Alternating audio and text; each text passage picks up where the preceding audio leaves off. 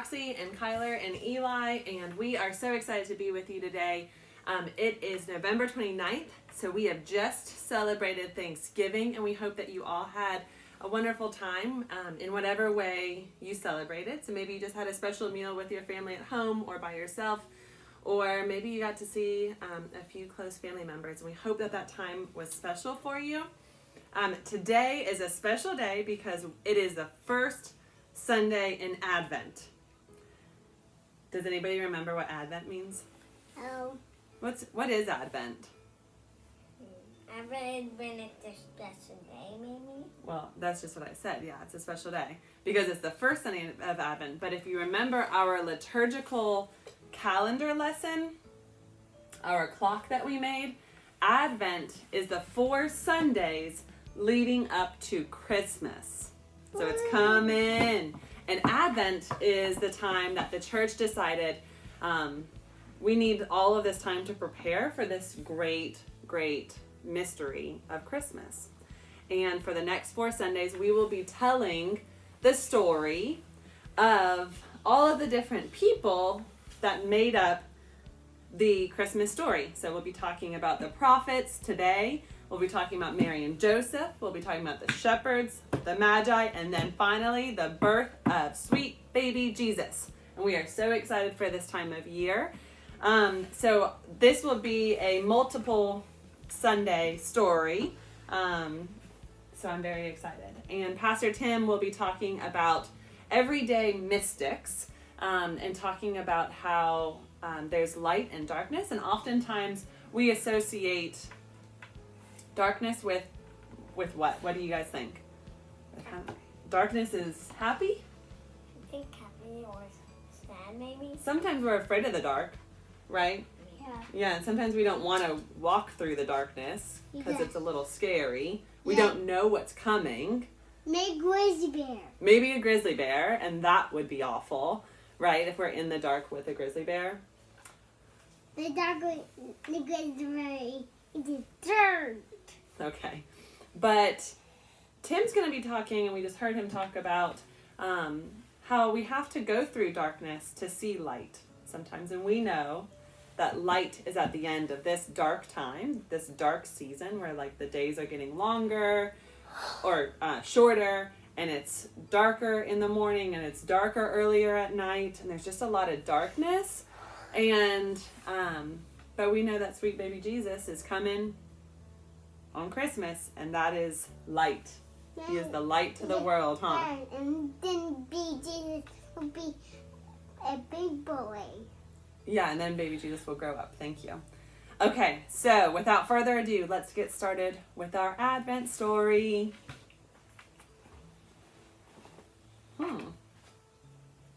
What color is this? Purple! Purple. That's interesting, because we were just in the season of the green growing season, right? So everything, if we were in our classrooms, our calendar would have been pointing towards the green, and our fabric underneath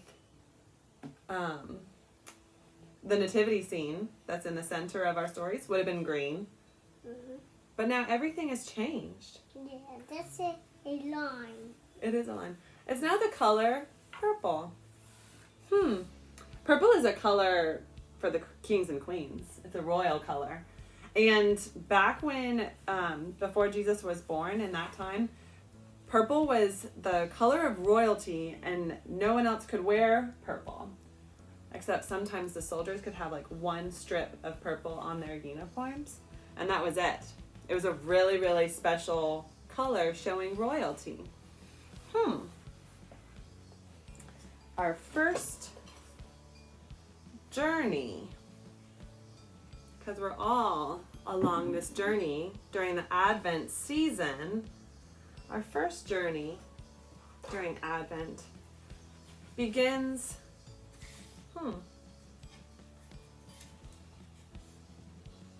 with the prophets.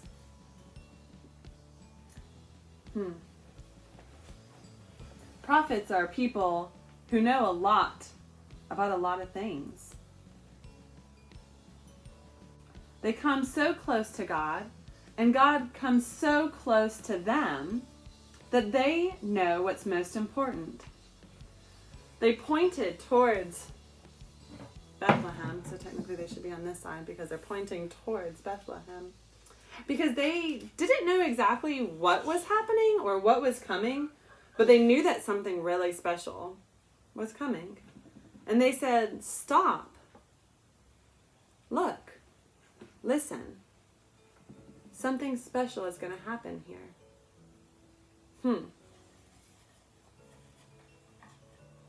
That's who we remember today, are the prophets. The people who knew that something special was coming. And oftentimes people looked at the prophets and said, what are you talking about? That's silly. Is a king coming? Is it a baby?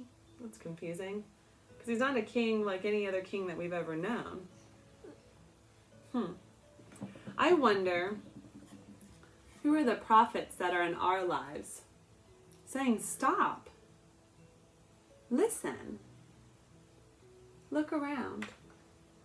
Something special is happening. The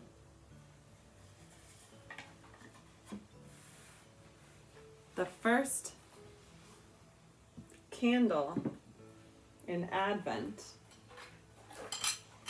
is purple.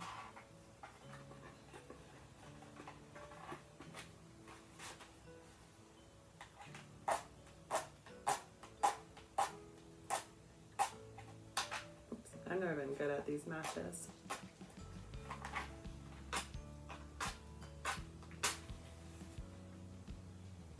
Sometimes we have to wait a long time for the light, don't we?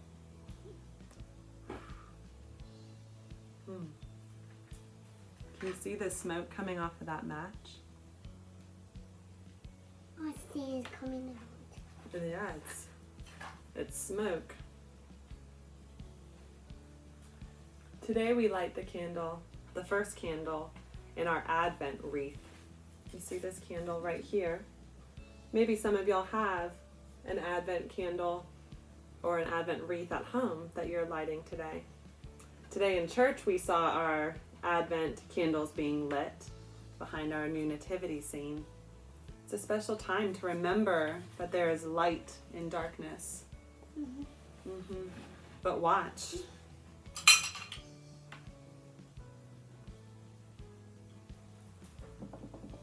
Sometimes that light might go out and we're a little scared because there's darkness. But look, what do you notice about that smoke? It's not steam, it's smoke from the candle being snuffed out. What did you notice? Was the smoke in the candle still? No, where did it go? Out in the air. So everywhere. Do you remember in our Old Testament stories how the people of God traveled all throughout the desert and they noticed that God was where? Anywhere. Anywhere. Everywhere and anywhere. But then they got to Jerusalem and they built their tent and their temple and their tabernacle, and they had all of the things that made this one special place where God was. And then they lost it. They lost their special place. And then they were kicked out of Jerusalem. Again, remember that last story that we listened to? And then they had to remember again and be reminded again that God is not just in one place, but God is everywhere. That's interesting. I wonder where you saw God today. In our art video, we throughout this entire season, we're going to focus on those little tiny places where we see God each week. Where did y'all see God this week? In the air. In the air? And in gardens. In your garden.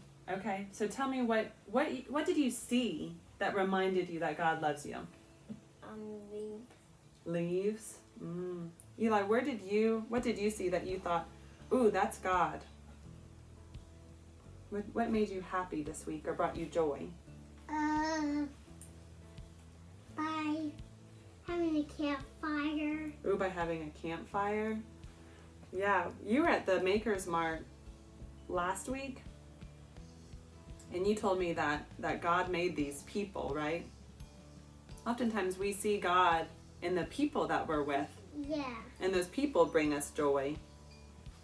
I have a sunflower that for some reason decided to not bloom. I couldn't grow any sunflowers this summer. But it's fall, it's November, not sunflower season. And I have 2 sunflowers that are opening up in our side garden. Woohoo! Yeah. And it's just a special reminder that there is still growth and there's beauty and things are growing around us. And that's just a reminder for me that God is everywhere, and that was a reminder that God is with me. I wonder what that moment was for you. Stay tuned, and we are going to begin working on some fun Christmas crafts during this Advent season. I hope that y'all will join along as we create this season. We'll see y'all later. Bye. Hey everybody, it is time for our creative response, and our dog Zuri wanted to be part of this video. So what we're going to be doing today is going on a nature walk to go collect some greenery from either our neighbors, she hears the word walk, either like our neighboring areas. We have some evergreen trees in our park at Grant Park. So we're going to go cut some greenery for some decorations around our house, but we're also going to make ourselves a family Advent wreath. And I would love for you to begin that tradition. If you already have one, then maybe you just spend time today setting it up with your family and lighting that first candle when we light our first candle at church. But maybe you don't have one. We don't have one at our house, and so we are going to make one, and we're just going to use 4 normal candles. They don't even have to match. They don't have to be purple or pink. We actually, as you saw in our church video, we have this year retired the purple and pink candles, and we just have white candles. And then we have a nativity scene that's in front of them that's made out of stained glass, which is made by an artist, and that is super special. And so we're going to try that out this year.